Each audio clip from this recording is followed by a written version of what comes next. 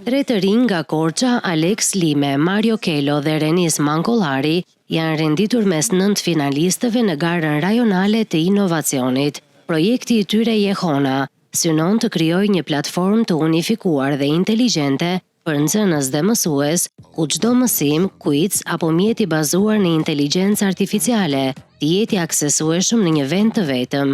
Jehona synon të lehtësojë procesin mësimor dhe të bëjë arsimin më modern, gjithëpërfshirës dhe të barabartë për të gjithë.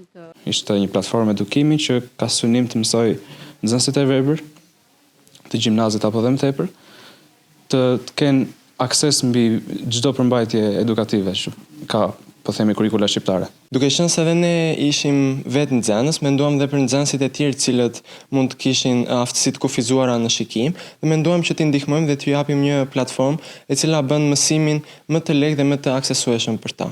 Pjesëmarrja ishte vërtet e lartë, kishte një numër shumë të madh aplikimesh. Jemi krenar për punën tonë dhe për idenë tonë dhe shpresojmë që ta zhvillojmë shumë më tepër në vazhdim. Nga 161 grupe pjesëmarrëse nga i gjithë rajoni, djemtë korçar u përzjodhën për të marrë pjesë në AI Bootcamp, që do të mbahet gjatë këtij muaji, në bashkëpunim me Ministrinë e Shtetit për Inovacionin dhe Administratën Publike.